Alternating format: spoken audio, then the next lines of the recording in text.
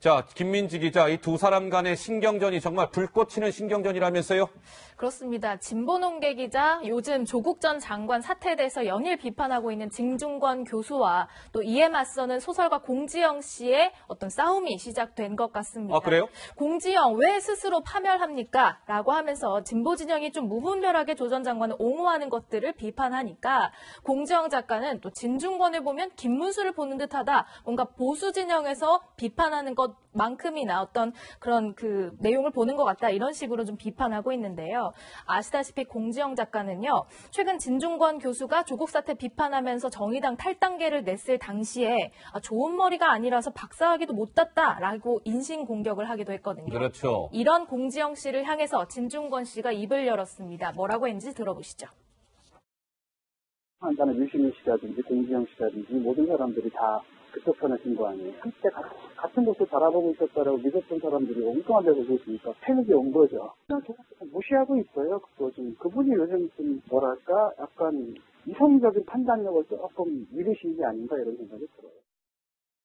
그러니까 공지영 작가가요, 저 진중권 진보논개 교수를 공격한 게 바로 이거거든요. 이게 어제자 한국일보예요. 진중권 교수가 이제 한국일보랑 인터뷰를 한 거예요. 진실보다 환상이 팔리는 시대, 조국 사태도 지식인 사회 한계에 드러낸 사건이다. 아까 이거는 이제 일면, 어제 거. 조국기 부대 청산 못하면 문재인 정권 어떻게 될지 몰라요. 이렇게 뭔가 진보 진영의 쓴소리를 날리니까 공지영 작가가 바로 나선 거죠. 진중권 교수 공격에. 그래픽 주시죠. 공지영의 오벌까요?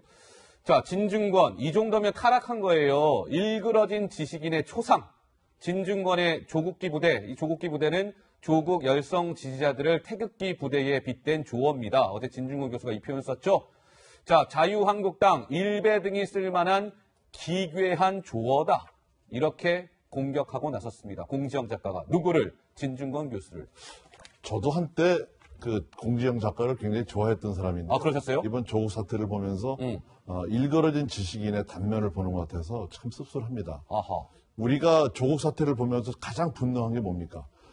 법을 지키고 알만한 사람이 공정하지 않게 새치기하고 불법으로 표창장을 위조하고 또 논술 저자를 또 억지로 등재시키고 하지도 않은 인턴을 경제하고 이런 것들, 이런 사실들을 그냥 덮고 가자고 하는 조국기 부대라고 아까 조국기 부대 진중권 교수가 얘기했습니다만 그리고 서초동에서 그런 모든 사실을 덮자고 조국 수호대를 자처하고 조국 씨 집 앞에서 언론 인터뷰를 막는 그런 무지막지한 사람들을 이런 알만한 지식인이 단지 친분이 있다는 이유로다가 덮고 간다. 그거는 저는 아니라고 봐요. 예. 이 시대적인 양심에서 저는 공지영 씨나 또 유시민 씨라든가 지금 조국 씨를 수호하고 있는 여러분들이 빨리 좀 이성을 찾았으면 좋습니다. 김 소장님? 시대적인 양심도 좋은데 진중권 씨 최근 행보에 대해서는 이해할 수 없는 대목들이 있어요. 진중권 교수의 최근 행보가 이해가 안 되신다. 어떤 면에서요?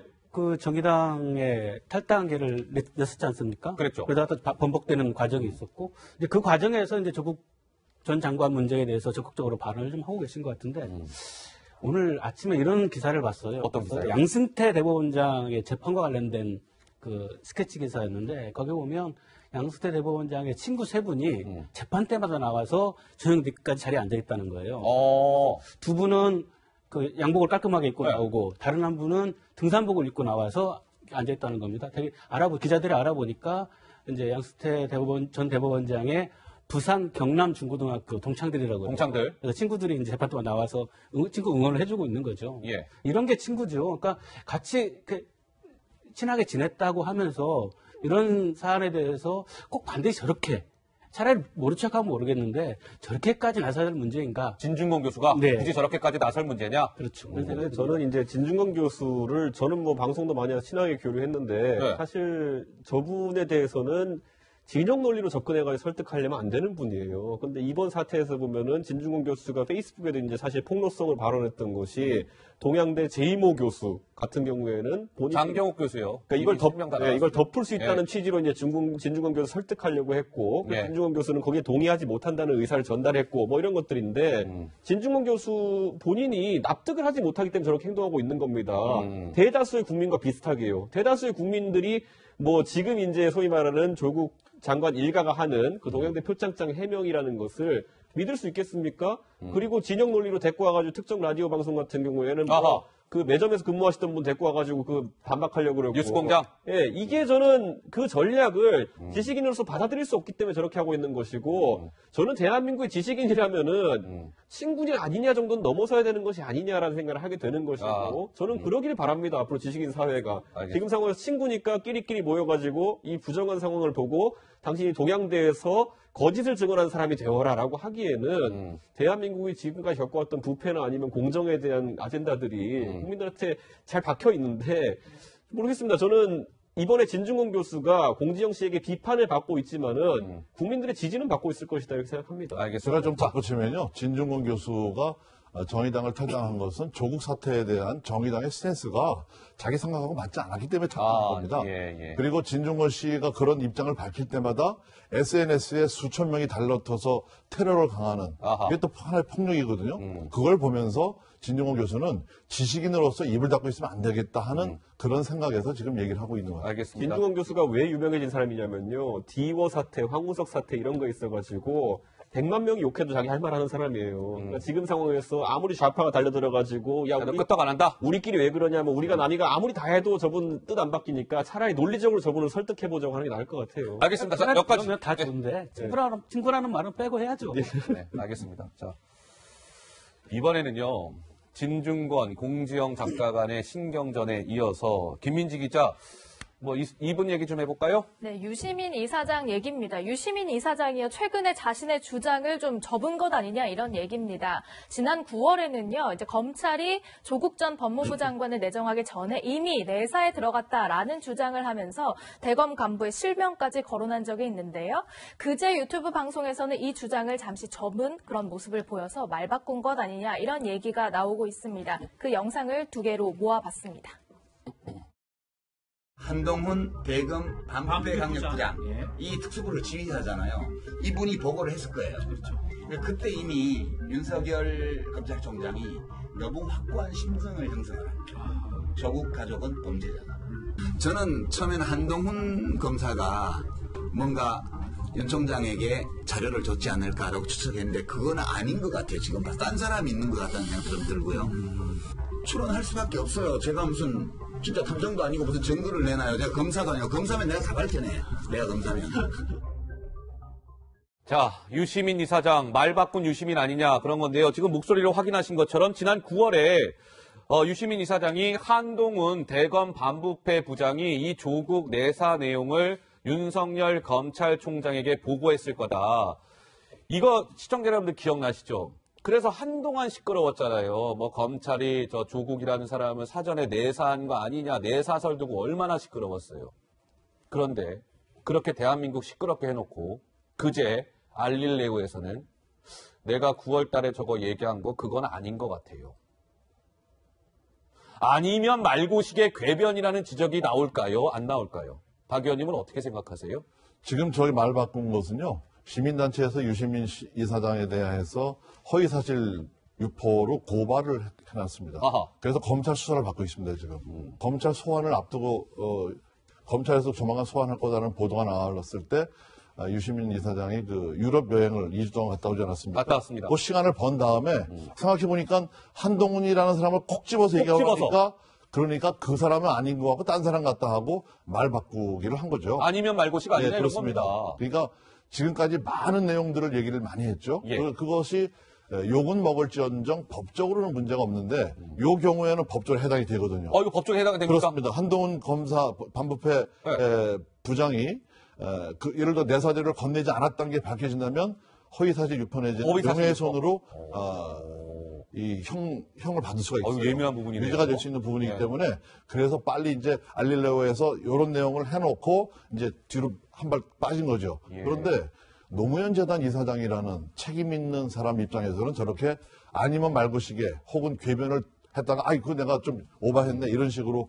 갈 일은 아니죠. 저는요 이게 어떤 식의 대한민국의 공익법인이든지 비영리법인 같은 경우에는 뭐 노무현재단 재단법인 포함입니다. 사업 목적을 명시하고 사업을 해야 되는데 과연 전 노무현재단 정권을 한번 보고 싶은 게 사업 목적에 저런 이사장이 정치적 발언을 통해 가지고 이런 어떤 허위사실 유포하고 하는 것이 어떤 사업 목적에 해당되어 가지고 저 재단 TV에서 저렇게 한 것인지 지금 유시민 장관이 개인적으로 한 발언도 아니고 저거는 노무현 재단의 유튜브 채널에서 나가가지고 노무현 재단 이사장 자격으로 이제 허위사실을 유포하는 것이거든요. 예. 전 저게 사업 목적에 들어있으리라 생각하지도 않고요. 이사장이 저런 행동을 하고 다닌다는 것을 재단에서 알았다면은 이사회를 소집해가지고 저기에 대해 문책하거나 아니면 이사장 직위를 박탈해야 되는 사안이라 좀 보는 것이 전혀 설립 목적, 재단의 안 맞는다. 기부금품을 모금하는 목적에 부합하지 않는 행동이라 좀 봅니다. 김민지 기자, 유시민 이사장이 그제 이 알릴레오에서도 뭐 어떤 얘기했다고요? 사실 유시민 이사장이요. 노무현 재단 이사장 이후 행보에도 많은 관심을 받아왔습니다. 관심이죠. 이게 뭐 정치를 하려는 것 아니냐 이런 얘기가 나올 때마다 여론조사에서 내 이름을 빼달라라고 하면서 이제 선을 그어왔는데요. 이번 유튜브에서도 최근 조국 사태와 관련된 발언과 관련해서 또 한 번 선을 그었습니다. 직접 들어보시죠. 저희 발언에 민감하냐 하면 저를 계속 정치할 사람으로 보기 때문이에요. 그러니까 그분들의 시각으로는 제가 언젠가는 다시 대통령 선거를 하는데 도전할 그 마음을 품고 지금 여러 가지 기초 작업을 하기 위해서 이런 활동을 하고 있다고 보기 때문에 제가 하는 말에 쓸데없이 많은 무게를 부여하는 거예요. 좀 안타까워요. 그러고 상당한 중도층에서도 저 사람 좀 괜찮은 줄 알았는데 지나치다. 이런 평가를 제가 받고 있잖아요. 심지어 진보 언론에서까지도 뭐 엄청나게 얻어맞고 있는데 제가 바보 멍청이가 아닌 이상은 무슨 대권 도전하겠다는 생각을 하는 사람이 이런 짓을 왜 하겠어요. 그러니까 상식적으로 생각을 해보자고요. 아니, 대권 도전하겠다는 사람이 이런 짓을 왜 하겠어요? 상식적으로 한번 생각해 봅시다. 그러니까 제도권 정치를 다시 안 하겠다라고 본인이 얘기한 것을 다시 한번 강조하기 위한 발언이 아니었나 싶은데요. 그렇죠. 어떻습니까? 유시민 장관의 발언, 최근의 행보들을 읽으려면 유시민이라는 사람의 캐릭터를 좀 봐야 된다고 생각합니다. 캐릭터. 그러니까 예전에 국회의원 처음 달았을 때 면바지 입고 본회의장 갔다가 좀 얘기가 논란이 좀 있었죠. 그랬죠. 예. 그런 자유인입니다. 그러니까 본인이 스스로도 이제 수차례에 걸쳐서 밝히고 있지만 정치인도 아니고 하물며 검사나 판사도 아니고 자유로운 영혼을 가진 작가이고 또 그렇게 자유롭게 발언을 하고 이런 사람이기 때문에 그런 사람이 어떤 판단을 가지고 자기 나름의 판단이 있겠죠. 그 판단을 가지고 유튜브 방송에서 방송을 한 겁니다. 자기 의견을 표현한 거거든요. 예. 그걸 가지고 뭐 이러쿵저러쿵 너무 의미부여를 많이 하는 거는 좀 아니라고 봅니다. 그냥 자연인 유시민의 자유로운 발언이다. 이 정도로 해서 지켜볼 일이다. 이렇게 자연인 자격으로 검찰에 가가지고 자연인답게 이제 수사받고 나중에 재판 받으시면 되는 거고요. 예. 그러겠죠. 본인의 유튜브 채널을 이용해가지고 아까 박 의원님 지적하신 것처럼 이제 면피까지 하려고 있지 않습니까? 저는 저거 노무현재단의 설립 원칙에 부합하지 않다 봅니다. 알겠습니다. 자, 유시민 저는 저걸 보면서요. 그 전에 이제 방송인 김재동 씨가 박찬주 공간 갑질 사건 때 군대 있을 때 사단장 사모님한테 아주머니라고 그랬다가 군대 영창 가서 15일 동안 고생했다고 그랬다가 허위로 밝혀지지 않았습니까? 그래놓고 웃자고 한 일을 죽자고 달래든다. 그걸 넘어갔어요. 근데 그거하고 지금 보니까 유시민 씨가 제가 무슨 얘기를 코믹하게 얘기를 했는데 다큐로 받아들여갖고 막 팬다고 얘기를 했단 말이죠. 그러면 아까 그 한동훈 검사 같은 경우에는 그게 다큐 아닙니까? 리얼 아닙니까? 리얼. 그렇게 콕 집어서 얘기해놓고 아니면은 그 사람 아닌 것 같다 얘기할 정도로 그렇게 유시민의 무게가 가볍지 않다는 것이죠. 그럼 말도 조심해서 해야 되는 겁니다. 알겠습니다.